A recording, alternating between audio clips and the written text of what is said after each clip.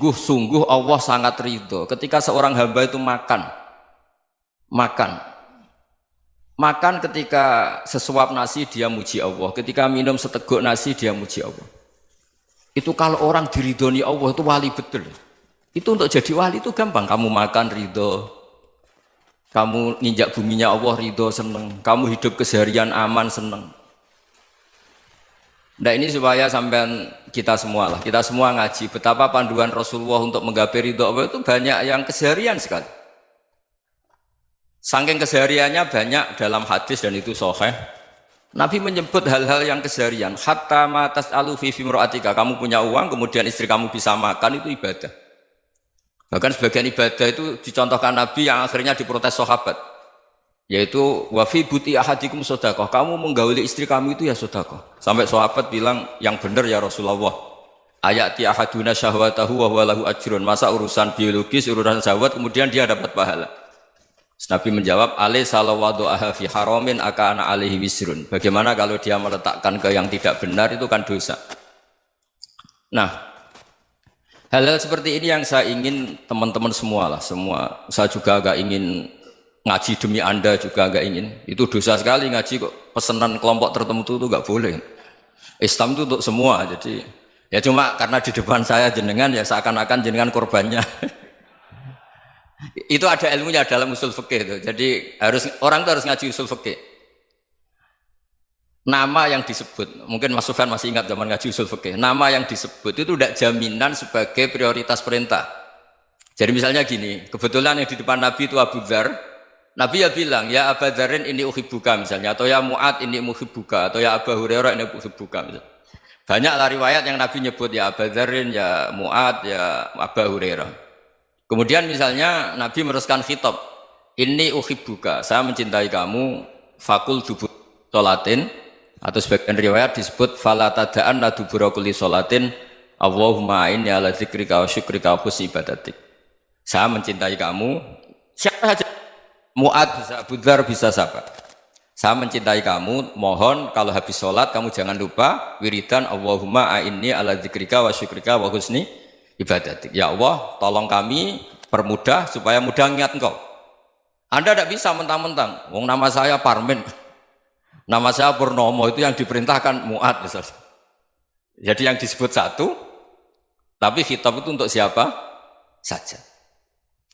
Saya teruskan ya. Jadi saya mohon semua kita melakukan kebaikan itu kalau dalam kaidah fikih disebut al yakin la yuzalu bisyak. Banyak kebaikan yang kebenarannya itu 100%. Tidak punya efek samping ke pihak lain, ke kelompok lain, ke komunitas lain. Yaitu tadi misalnya Anda makan dan itu murah sekali, hanya butuh satu piring. Setiap punyaan kamu muji Allah, setiap minum kamu muji Allah. Itu redaksinya Rasulullah SAW disebut Allah sangat ridho ketika seorang hamba makan, kemudian dia memuji Allah. Atau minum, kemudian dia muji Allah. Logikanya gampang, negara seperti ini yang kamu harapkan bentuknya kayak apa, mertua, ipar, komunitas, tetangga. Itu nyata terjadi itu kan belum pasti. Sementara yang mesti terjadi adalah kamu butuh makan, kalau tidak mati. Butuh minum, kalau tidak mati. Butuh bumi yang nyaman ditempati, kalau tidak kita juga mati. Sebab itu Allah kalau menyebut nikmatnya itu hal-hal yang keseharian. Alladzi at'amahum min ju'. Allah itu siapa? Allah itu yang menciptakan kamu bisa makan. Tidak berlebihan. Allah itu yang menciptakan kondisi sosial itu ideal. Zaman Nabi itu ya ada orang munafik. Orang-orang pilihan Allah itu juga diuji orang sekelilingnya yang macam-macam. Semua diuji sesuai konteks zaman dan waktu. Nah, tapi ada ibadah-ibadah yang selalu disarankan Nabi. Sampai Nabi itu pernah ditanya, ayul islami khairun ya Rasulullah, Islam terbaik itu gimana? Jawaban Nabi itu unik.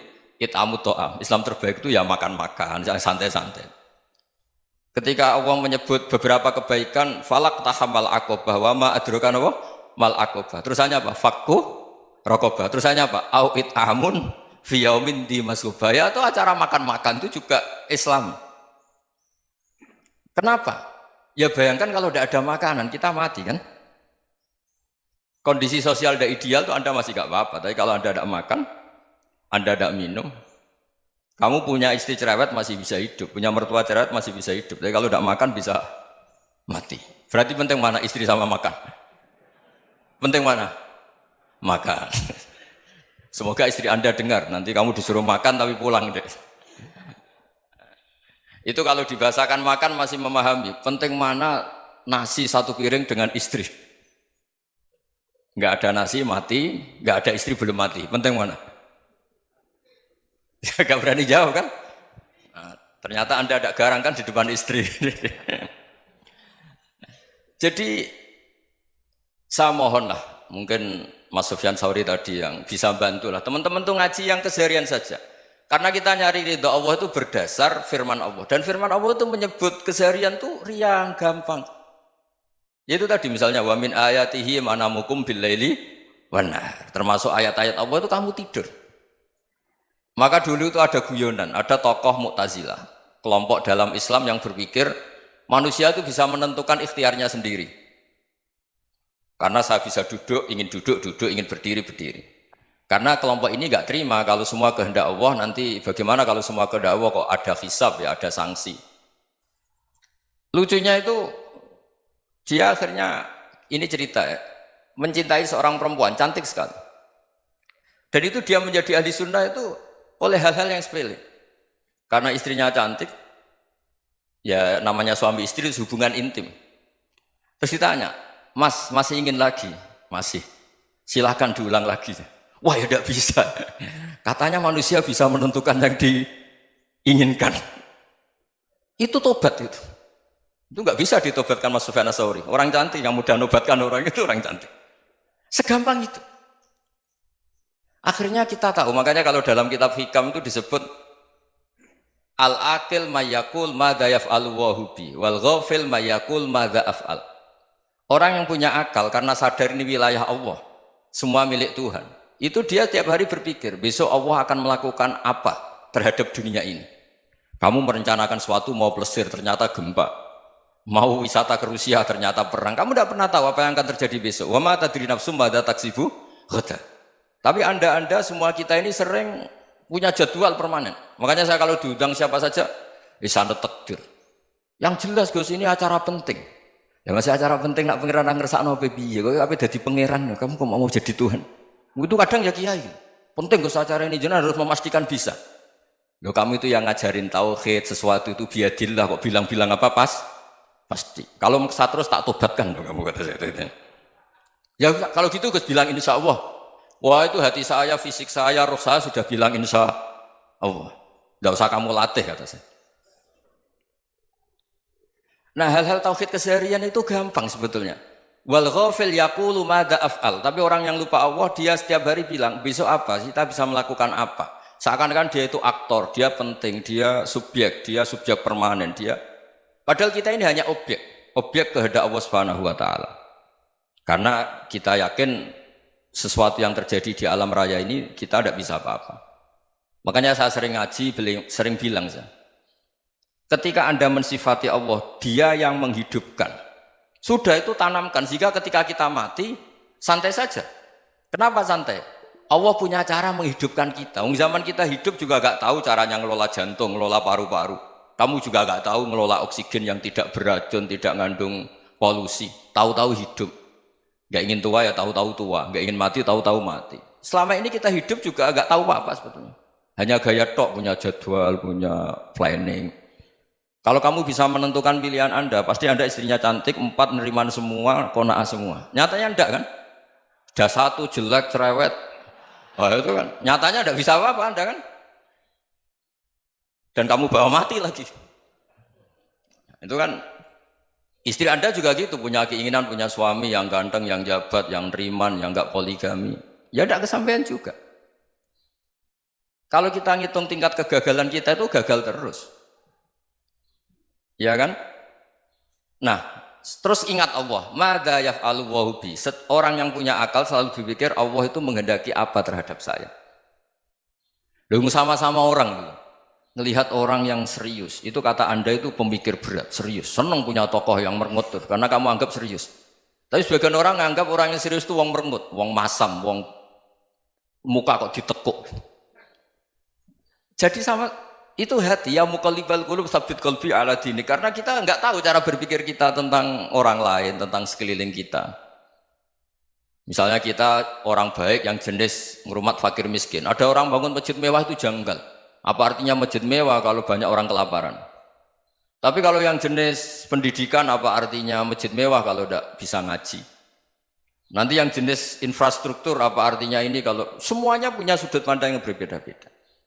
Dan Islam mengapresiasi semua kebaikan.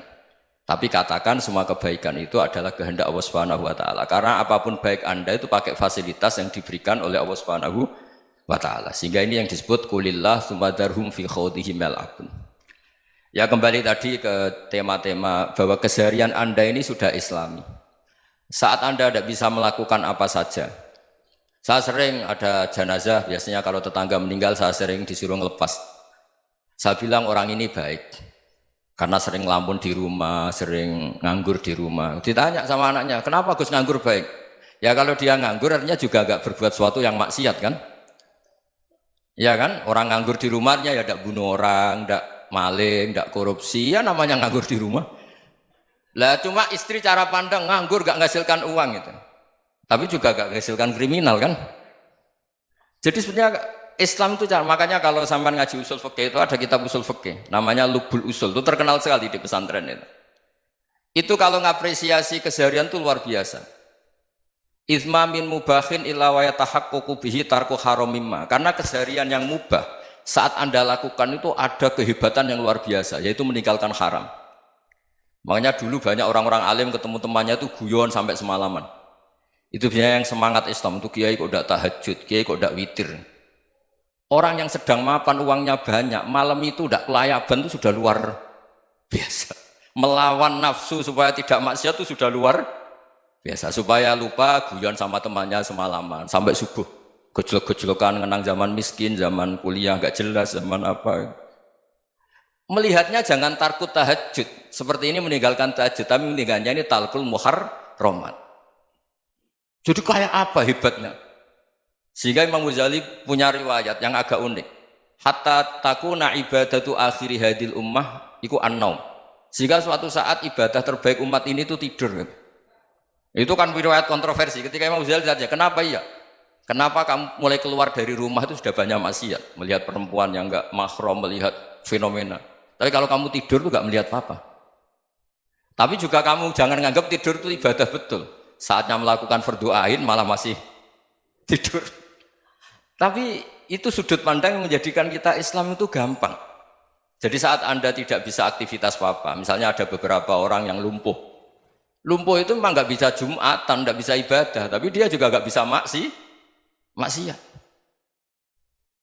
Tidur itu memang Anda saat itu tidak bisa tahajud, tidak bisa witir, tapi saat itu ada zina, ada maling, tidak gosipkan orang, tidak bully orang, tidak menanamkan kebencian, tidak hasud. Sehingga tidur menurut Allah Ta'ala wa min ayatihi manamukum billaili apa? Wan-nahar. Karena di tidur itu selain ada unsur istirahat, jaga kestamina, juga ada unsur meninggalkan beberapa keburukan. Nah saya mohon ibadah yang keseharian ini kita jaga. Supaya kita semua baca ayat itu fasih. Fasih itu tertanam di hati. Allah itu siapa? Alladzi at'amahum min ju'i wa amanahum min khauf. Dan Allah kalau cerita di Quran itu anna subabnal ma'a subba thumma syaqaqnal ardhan wa syaqqa fa ambatna fiha habba wa inaba wa qadba wa zaituna wa nakhla wa hadaika hulba. Kamu tahu saya ini siapa, kata Allah. Saya ini adalah Tuhan yang menurunkan air, kemudian ada tanaman banyak. Habba wa inaba wa qadba, ada zaitun, ada tin, kalau orang Jawa mungkin ada tela, ada padi, ada mangga, ada pisang. Sudah. Wa inaba wa zaituna wa nakhla wa hadaika hulba. Ada perkebunan yang lebat. Tujuannya apa? Mata Allahkum, silahkan kamu pakai, kamu nikmati. Tapi karena kadang kita ini punya ide-ide besar. Tadi untuk syukur saja nunggu punya istri riman, rumah baik, tetangga baik, komunitas baik, semuanya baik baru syukur. Lama-lama nanti ada di surga, syukurnya nunggu surga paling kelas A. Itu sudah ada yang menghuni Rasulullah, kamu nggak boleh di situ. Masa untuk syukur saja? Repotnya Masya Allah. Jadi mohonlah Quran yang kalau Anda hafalkan juz sama itu kan ada ayat-ayat yang kayak tadi. Ya, fal yang dzuril insanu ila ta'ami. Coba lihat. Apa yang kamu makan ya? Dari mana? Dan untuk mempertahankan hidup kamu keseharian. Jadi jangan kira ibadah itu harus membentuk komunitas yang versi Anda. Ibadah itu harus yang hal yang mulu-mulu. Kesehariannya Anda alami.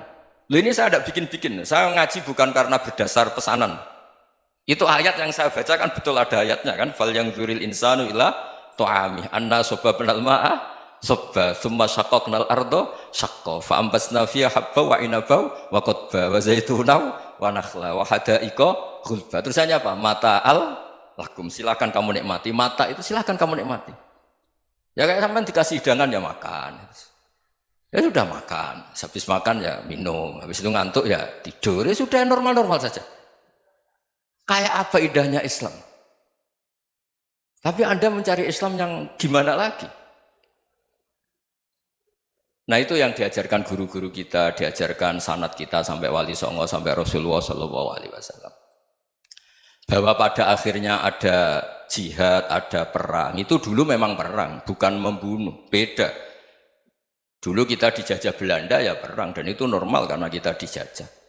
Jadi ketika orang lain ingin baik sama kita, wa in ahadum minal musyrikin astajaruka ya fajirhu hatta yasma'a kalam Allah. Kalau mereka ingin baik ya kita baik. Makanya ada istilah mustakman, mu'ahad. Kalau mereka ingin damai, berdampingan dengan kemajmukan ya itu yang lebih baik.